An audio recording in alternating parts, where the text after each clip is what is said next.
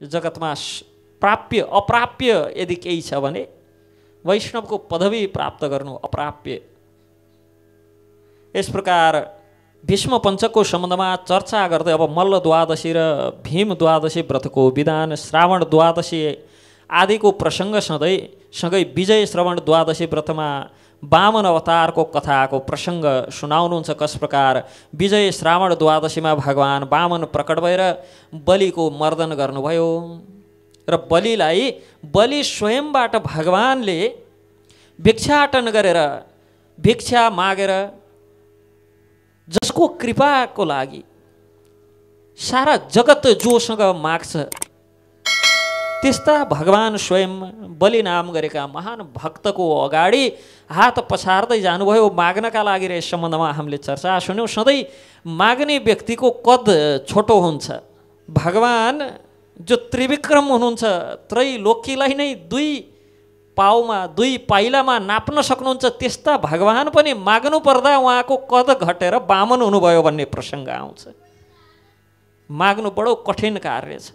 यस प्रकार भगवान वामनदेवको चर्चा गर्दै अब सम्प्राप्ति द्वादशी एवं गोविन्द द्वादशी व्रत, अखण्ड द्वादशी, मनोरथ द्वादशी र तिल द्वादशी व्रतको विधानको सम्बन्धमा चर्चा गर्दै अनि शिरभद्र वैश्यको कथासँगै धरणी व्रत सम्बन्धमा चर्चा गरेर तत्पश्चात विकोद द्वादशी व्रत सम्बन्धमा चर्चा गर्नुहुन्छ र विभूति द्वादशी व्रत जसमा राजा पुष्पवाहनको प्रसङ्ग आउँछ। राजा पुष्पवाहनको प्रसङ्गसँगै मदन द्वादशी व्रतमा मरुदगण कस प्रकार उत्पन्न भए भन्ने सम्बन्धमा व्याख्या गर्नुहुन्छ पुंसन। व्रत पश्चात जो गर्भमा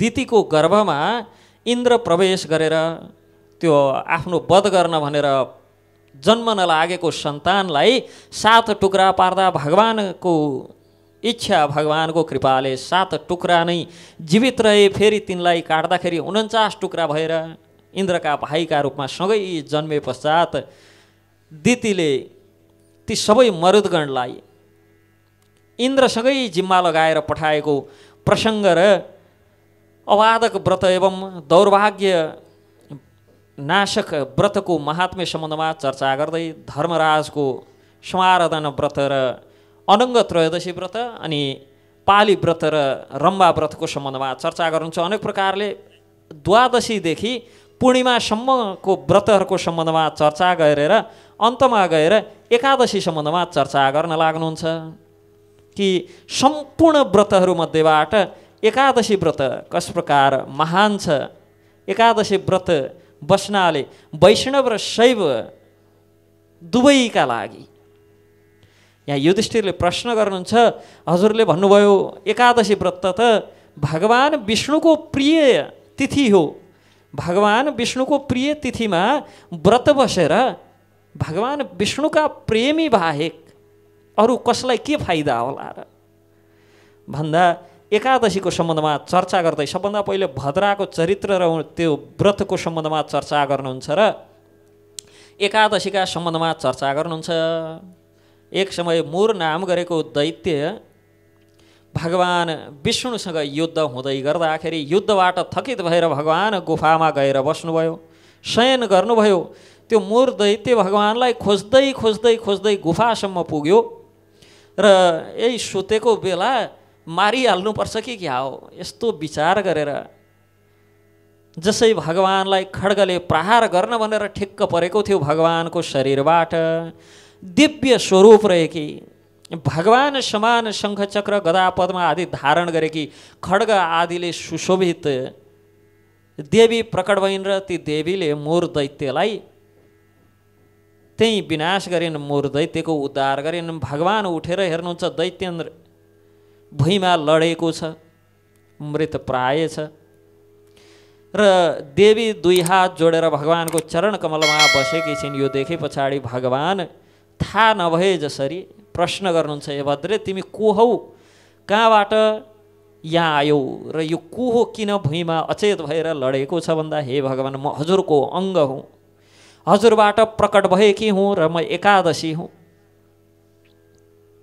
आज म प्रकट भएका कारण आजको दिनलाई यो तिथिलाई एकादशी तिथि भन्छन् र यो दैत्य हजुरसँग युद्ध गर्दै गर्दा हजुर यहाँ आएर योग निद्रामा जानुभयो। यो दैत्य हजुरलाई आघात गर्न भनेर आएको थियो, यसको वध मैले गरेँ। यस प्रकार भनिसके पछाडि के वरदान माग्छौ, के चाहन्छौ, के इच्छा छ माग भन्दाखेरि के भन्नुहुन्छ त? एकादशी आजका दिन अब उपरान्त यो तिथिमा जसले व्रत तीर्थ आदि गर्छन्, जसले दान पुण्य आदि कार्य गर्छन्, ती व्यक्तिहरूले हजुरको लोक प्राप्त गरून्। सबै व्रतको महिमा सुनाउँदै जानुहुन्छ। सबै व्रतबाट अनेक उपायले घुमिफिरिकन प्राप्त हुने त भगवानलाई नै हो, तर अनेक उपाय लगाएर गर्नुभन्दा सहजतापूर्वक प्राप्त हुने उपाय एकादशी व्रत। जब व्रत नै गर्नु छ भने एकादशीको व्रत गर्नुपर्छ। एकादशीको व्रत गर्नाले सहज रूपमा भगवानलाई प्राप्त गर्न सकिन्छ। सबै व्रतको उद्देश्य भगवान श्री विष्णु नै हुनुहुन्छ, तर लामो तरिका लामो बाटोबाट प्राप्त गर्नुभन्दा सहजपूर्वक, सहजतापूर्वक, सरलतापूर्वक तुरुन्त प्राप्त गर्न सकिन्छ एकादशीको व्रत बस्नाले। र भगवानले एकादशीको जो मागलाई तथास्तु भनेर वरदान दिनुभयो। एकादशीले सँगसँगै एकादशीको दिन अरू सबै तिथिभर अन्न ग्रहण गर्दा भयो। एकादशीको दिन अन्न ग्रहण गर्ने व्यक्तिलाई महापातक लाग्नेछ। र जगतमा एउटै मात्र यस्तो स्थान छ जहाँ एकादशीको छेकबार हुँदैन, जगन्नाथपुरी, जहाँ एकादशीका दिन पनि अन्न भोग लाग्छ र अन्न बाँडिन्छ। तर चैतन्य महाप्रभुले त्यसलाई पनि के भन्नुभयो त? एकादशीका दिन पुरीमा जो प्रसाद प्राप्त हुन्छ त्यसलाई 3 पटक परिक्रमा गरेर साष्टाङ्ग दण्डवत गरेर द्वादशीका दिन बिहान व्रत पारायणका बेलामा पारण गर्न प्रयोग गर्नु। त्यो प्रसादको अवहेलना गर्न हुन्न, तर त्यसो भनेर एकादशीका दिन खाइहाल्न पनि हुन्न कि त्यसलाई 3 पटक परिक्रमा गरेर प्रसादलाई साष्टाङ्ग प्रणाम गरेर द्वादशीका दिन व्रत पारण यदि जगन्नाथको प्रसाद प्राप्त हुन्छ भने त्यही प्रसादले द्वादशी व्रत पारायण गर्नु। जो गर्नाले एकादशीको व्रत अझ अधिकाधिक फल प्राप्त हुन्छ। त्यही भएर अहिले पनि जगन्नाथपुरी गयौँ भने सानसाना प्याकेटमा जगन्नाथजीलाई भोग लगाएको भात सुकाएर राखेका हुन्छन् कि भक्तहरूले त्यो लिएर आउँछन् र एक एक गेडा द्वादशीका दिन बिहान खान्छन्, व्रत पारण गर्छन्। यस प्रकार एकादशीको व्रत सम्बन्धमा चर्चा गर्दै अब महर्षि अगस्त्यको कथा र अर्घ्य आदि दानको विधि सम्बन्धमा चर्चा गर्नुहुन्छ कि सबै पापलाई दूर गर्ने अगस्त्य मुनिको चरित्र, अर्घ्य दानको विधि एवं अगस्त्योदय कालको सम्बन्धमा वर्णन गर्नुहोस् भन्दा भगवान कृष्ण भन्नुहुन्छ, हे महाराज, एक समय देवश्रेष्ठ मित्र एवं वरुण दुवै मन्द्राचल पर्वतमा कठिन तपस्या गर्दै थिए र तिनको तपस्यामा विघ्न गर्नका लागि भनेर इन्द्रले उर्वशी, अप्सरा उर्वशी आदिलाई पठाए। त्यो देखेर दुवैजना बडो रिसाए र मनको विकार मानेर त्यसलाई आफ्नो तेजबाट एउटा कुम्भ स्थापित गरेर राजा निमिको श्रापले त्यही कुम्भबाट पहिले महर्षि वशिष्ठ, तत्पश्चात दिव्य तपोधन महात्मा अगस्त्यको प्रादुर्भाव भयो। 2 ऋषिहरू त्यही कुम्भबाट आए र अगस्त्य मुनिको विवाह लोपामुद्रासँग भयो र अगस्त्य मुनि आफ्नो पत्नीका साथ मलय पर्वतमा रहेर वैखानस विधिद्वारा, वैखानस गृहसूत्र, वैखानस धर्मसूत्र अनुसार जो जति विधि विधान छन् वैखानस सूत्रमा, त्यो वैखानस सूत्रको विधि विधान अनुसार कठोर तपस्या गर्न लागे। बहुत समयसम्म तपस्या गर्दै रहँदा बडो दुराचारी एवं ब्राह्मणहरूद्वारा गरिने यज्ञलाई विध्वंस गर्ने 2 दैत्यहरू थिए, नाम इल्लव र बातापी। यी दुईटाको सम्बन्धमा महाभारतमा विस्तृत रूपमा कथा आउँछ। बडो दुष्ट थिए, यहाँ संक्षेप रूपमा वर्णन गरिएको छ। इल्लव र बातापी एकदम मायावी थिए। यिनको विशेषता के थियो भन्दा इल्लव दाई, बातापी भाइ। बातापी अनेक प्रकारको पशु, पंक्षी, अन्न, अनाज आदि सबैको स्वरूप धारण गर्न सक्थ्यो। अनि इल्लभले जब आफ्नो भाइ वातापीलाई नाम उच्चारण गरेर बोलाउँथ्यो, मृत भइसकेको भाइ पनि जीवित भएर आउने गर्थ्यो। त्यही भएर यी दुईटाले के गर्थे त भन्दा, इल्लभ भान्से बनेर आफ्नै भाइलाई अनेक प्रकारको भोजनको रूपमा पकाएर पस्किन्थ्यो अनि भोजन ग्रहण गर्थे। क्षेत्रीय थिए दुईटै। त्यही भएर यिनलाई दण्ड विधान अनुसार यसै कसैलाई मार्न हुन्न भन्ने थाहा थियो। अब झन् सन्त ऋषि मुनि ब्राह्मणहरूलाई त मार्न भन। त्यही भएर ब्राह्मण आदि सन्तहरूलाई घरमा दरबारमा बोलाउँथे। अनि त्यस पछाडि इल्लभले आफ्नै भाइ वातापीको अनेक प्रकारको मिष्ठान सुन्दर भोजन बनाउँथ्यो आफ्नै भाइको शरीरबाट। त्यो भोजन ग्रहण गराउँथ्यो अनि खाइसके पछाडि जोर जोरले हे भाइ हे वातापी भनेर बोलाउँथ्यो। पेट फोडेर निस्किन्थ्यो। त्यो त्यस्तो विशेषता थियो यी दुईटाको। त्यसरी अनेक सन्तहरूलाई ब्राह्मणहरूको वध गर्थे। मारेको पनि ठहरिएन। यति भए पछाडि यदि कसैलाई भोजन गराउँदा गराउँदै कसैको मृत्यु हुन्छ नि त त्यो मेरो दोष भएन नि। यस प्रकार अनेक वितण्डता अपनाउने गर्थे। र दैत्यको यो भाइ वातापी जब भोजनको रूपमा अरूको पेटमा पुग्थ्यो, आफ्ना दाजु दैत्यको पुकार सुन्नासाथ ब्राह्मणहरूको पेट चिर्दै बाहिर निस्किने गर्थ्यो। यस प्रकार त्यो दैत्यले अनेक ब्राह्मण तथा मुनिहरूको वध गरेका थिए। एक दिन इल्लभले भृगु वंशमा उत्पन्न भएका अगस्त्य मुनि दरबारमा पुग्नुभयो अरू दुईटा राजासहित। अगस्त्य मुनि धनका लागि जाँदाखेरि धन उहाँलाई चाहिए जति धन दिने कोही फेला नपारे पछाडि यो इल्लभसँग धन छ यो सुनेर ती राजाहरूलाई समेत लिएर यसको दरबारमा जानुभएको थियो। र त्यहाँ भोजनको समय अब बाँकी रहेका दुईटा राजा थुरथुर काँप्दैछन्। तिनलाई त थाहा छ अब के हुनेवाला छ यहाँ भोजन गर्यो भने। अगस्त्य के भन्नुहुन्छ भन्दा, उहाँको भागमा पर्सेको भोजन देखेर यति भोजनले मलाई कहाँ पुग्छ, त्यो दुईटा राजाको पनि मलाई हाल भनेर त्यो दुईटा राजाको भोजन पनि आफ्नै भोजनमा मिसाएर खाइदिनु भयो। खानुभयो। अगस्त्य त जठार अग्नि हुनुहुन्छ। हामी प्रत्येकको पेटमा जो अग्नि अगस्त्यजीको अंश। र यस्ता अगस्त्यले त्यो भोजन गर्नुभयो र अधोवायु बनाएर पचाएर अधोवायु बनाएर छोड्दिनु भयो। अनि इल्लभले पूर्व रीतिबाट आफ्नो भाइ वातापीलाई पुकारेर भाइ भाइ भनेर बोलाउँछ। यो यसको शरीर चिरेर बाहिर निस्क्यौ भनेर। एकछिनसम्म त अगस्त्य चुपचाप बस्नुभयो। तत्पश्चात भन्नुहुन्छ, तिम्रो भाइलाई मैले खाएर पचाएर अधोवायु बनाएर निकालिदिइसकेँ। अब निस्किन्न। निस्किसक्यो। मेरो पेटमा बाँकी नै छैन। यस प्रकार अगस्त्य मुनिले यो भने पछाडि दुईटा राजाहरू बडो आश्चर्यचकित पर्छन्। कसरी सम्भव छ यो भन्दा अगस्त्यको पूर्व चरित्र सम्बन्धमा चर्चा आउँछ। एक समयको कुरो, भगवती अन्नपूर्णालाई जगत जननी पार्वतीलाई ब्राह्मण भोजनको इच्छा हुन्छ। गृह धर्म भए पछाडि स्वयं देवादिदेव महादेवको गृहमा पनि ब्राह्मण भोजन गराउने प्रचलन चाहिँ थियो कि जब शिवजीसँग यस प्रकार ब्राह्मणहरूलाई भोजन गराउने इच्छा छ भन्दाखेरि शिवजी भजनानन्दी भजनमै सधैँ मस्त रहनुहुन्छ। शिवजीलाई खासै इच्छा भएन। तर जब पत्नीले जबरजस्ती गर्न लागिन्, होइन गर्नै पर्छ, लिँडे ढिपी गर्न लागिन्, तब शिवजीलाई कता कता मनमा शङ्का हुन्छ। जब जब यिनले लिँडे ढिपी गर्छन् तब तब केही न केही आपत विपत आइलाग्छ। यसरी पति पत्नीको वार्तालाप हुँदै गर्दा कहाँबाट अगस्त्यजी पुग्नुभयो।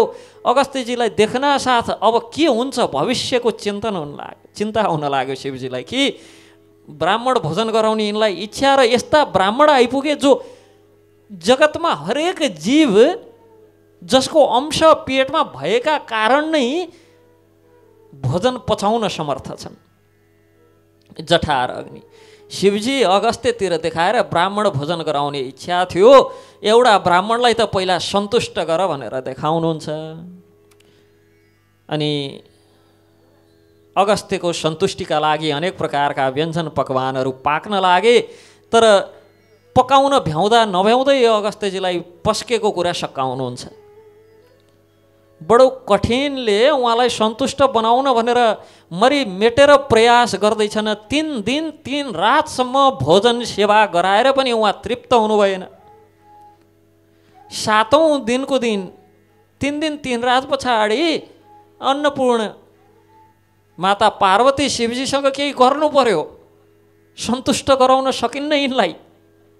शिवजी मन्द मुस्कानसँग, होइन ब्राह्मण देवता घरमा आएपछि यदि अतिथि कोही आए भने जो आए पनि तृप्त गराउनुपर्छ। यो त ब्राह्मण देवता हुन् अगस्त्य, यिनलाई तृप्त गराउनु धर्म हो। फेरि तिमीलाई त इच्छा पनि थियो ब्राह्मण भोजनको।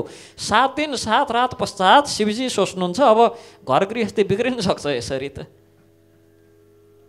शिवजीले जसै भगवान विष्णुको स्मरण गर्दै हुनुहुन्थ्यो त्यही समय बटुक ब्रह्मचारी कतैबाट आइपुग्नुभयो र भोजनका लागि निवेदन गर्नुहुन्छ। पार्वती भन्नुहुन्छ एउटैलाई तृप्त गराउन नसकेको बेला अर्का आइपुगे। अब अनि हाम्रो जस्तो अनुशासनहीनता हुँदैन थियो त्यतिखेर। एउटै पङ्गतमा बसेपछि सँगै बस्ने सँगै उठ्ने हुन्थ्यो। हाम्रो चाहिँ अलि जसले पहिला खाइसक्यो जुरुको उठेर हिँड्ने चलन छ, त्यस्तो हुन्न थियो। भगवान बस्नुभयो, ती बालक ब्रह्मचारी जो स्वयं भगवान विष्णु हुनुहुन्थ्यो आउनुभयो, बस्नुभयो, अलिकता केही प्राप्त भयो त्यो खानुभयो, उठेर हिँड्दैन भयो। उठेर हिँड्छ अगस्त्य एकदम क्रोधित भएर उठ्नुहुन्छ। तिम्रो पो पेट अगायो, सानै छौ, अगायौ उठ्यौ, मलाई पुगेकै थिएन भन्दा भगवान तपाईँको पो काम धन्दा केही छैन खानी र पचाउने बाहेक। म त व्यस्त छु, वेदाध्ययन गर्नु छ, म त बटुक हुँ, सन्ध्या वन्दना आदि गर्नु छ।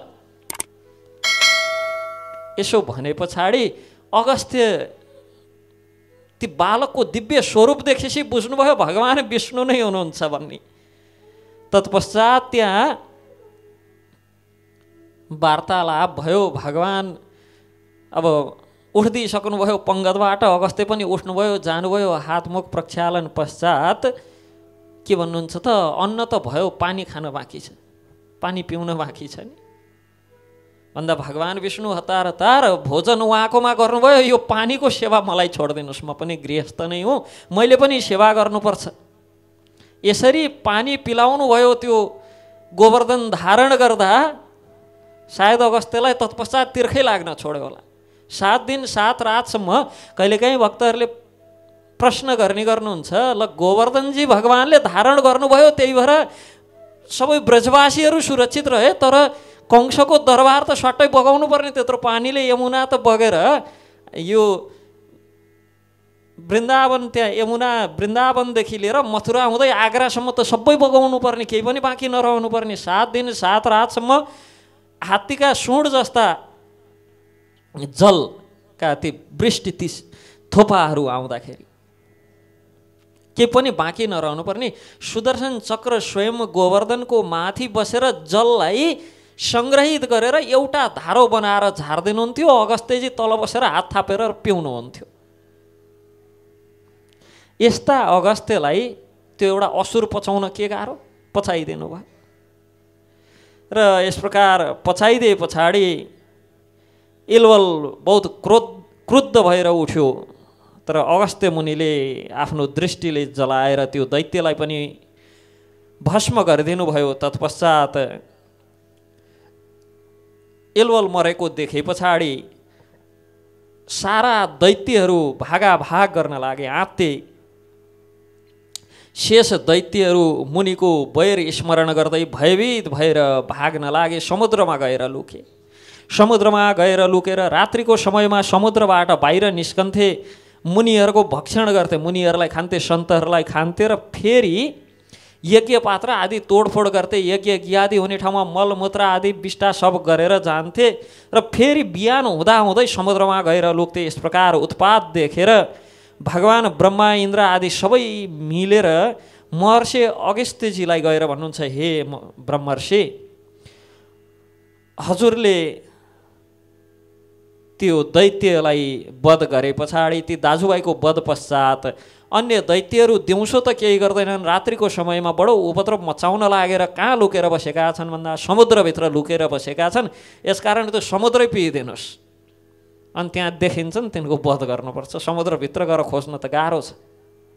तत्पश्चात अगस्त्यले सारा समुद्रको जलको पान गर्नुभयो।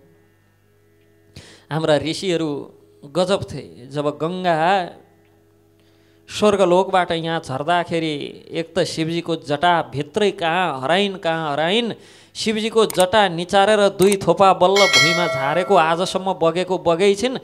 ती नदीलाई जानु नाम गरेका ऋषि जसको यज्ञ आदि गर्ने ठाउँ बगाइदिएका कारण, यज्ञ अग्नि निभाइदिएका कारण सबै निल्दे, गङ्गा नै बाँकी नरहने गरी भागीरथ बडो कठिनले पहिला त 3 पुस्ता लगाएर गङ्गालाई मनायौँ।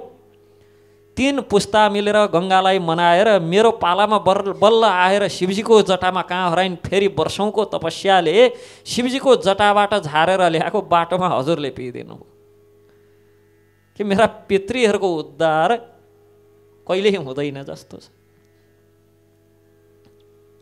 यस प्रकार सुने पछाडि जानु ऋषिले ओकालिदिनु भयो गङ्गालाई।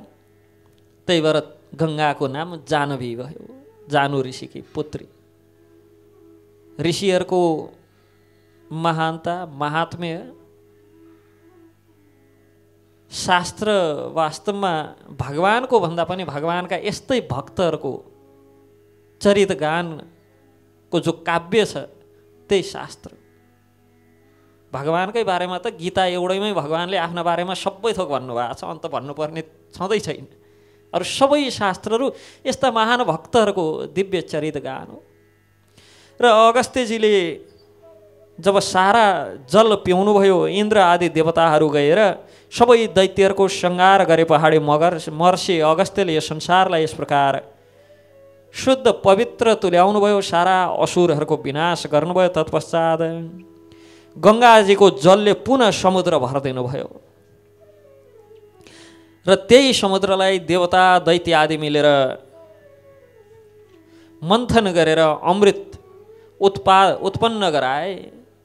यस प्रकार चर्चा गर्दै नवोदित चन्द्र गुरु एवं शुक्रको अर्घ्य विधि सम्बन्धमा चर्चा गर्दै अब प्रकीर्ण व्रत सम्बन्धमा, विभिन्न प्रकारका व्रतहरूको सम्बन्धमा संक्षिप्त रूपमा व्याख्या गर्नुहुन्छ। जो प्रातः स्नान गरेर अश्वत्थ वृक्षलाई पूजन गरेर ब्राह्मणहरूलाई तिलबाट भरिएको पात्र दान गर्छ, त्यस्तो व्यक्तिको कृत अकृत कुनै कार्यको लागि पनि शोक गर्नु पर्दैन। यसलाई पात्र व्रत भनेर चिनिन्छ। अनि सुन को बृहस्पतिको प्रतिमा बनाएर वस्त्र आदिबाट अलङ्कृत गरेर पुण्य दिनमा ब्राह्मणहरूलाई जो दान गरिन्छ त्यसलाई वाचस्पति व्रत भनिन्छ। अनि एक भोक्त रहेर अनि नुन, तितो पदार्थहरू अनि जिरा मरिच हिङ आदि मसलाले युक्त पदार्थ र शिलाजित, यी 7 पदार्थहरू 7 कुटुम्बी ब्राह्मणहरूलाई, ब्राह्मण चाहिँ ब्राह्मण तर कुटुम्बी ब्राह्मणहरूलाई जो व्रत दान गर्ने जो व्रत विधान छ त्यसलाई शिला व्रत भनिन्छ भने गाई वस्त्र एवं सुनको सुदर्शन चक्र तथा त्रिशूल बनाएर गृहस्थ ब्राह्मणलाई दानमा दिनु यसलाई शिवकेश व्रत भनिन्छ। शिवकेश व्रत पश्चात 1 वर्षसम्म एक भुक्त रहेर सुनको साँडे बनाएर अनेक प्रकारका वस्त्र आभूषण आदि सहित तिल धेनु ब्राह्मणलाई दान गर्नुलाई रुद्र व्रत भनिन्छ। अनि सबै प्रकारका औषध आदि मिश्रित जलले स्नान गरेर गृहस्थ आश्रमका 7 उपस्कारहरू घर ओखल थाल घडा चुलो आदि दान गर्नुलाई गृह व्रत भनिन्छ। यसै गरी नीलव्रत, प्रीतिव्रत, गौरी व्रत, कामव्रत, शिवव्रत, पञ्चव्रत, सौगन्ध्य व्रत, सौभाग्य व्रत, सारस्वती व्रत, लक्ष्मी व्रत, धाराव्रत, देवव्रत, शुक्लव्रत, कीर्तिव्रत, सामव्रत, वीरव्रत, पितृव्रत, पत्रव्रत, वारिव्रत, वृत्तिव्रत, अहिंसा व्रत, सूर्यव्रत, वैष्णव व्रत, शीलव्रत, दीपव्रत, सप्त सुन्दरक व्रत, कान्तिव्रत, ब्रह्मव्रत, कल्पव्रत।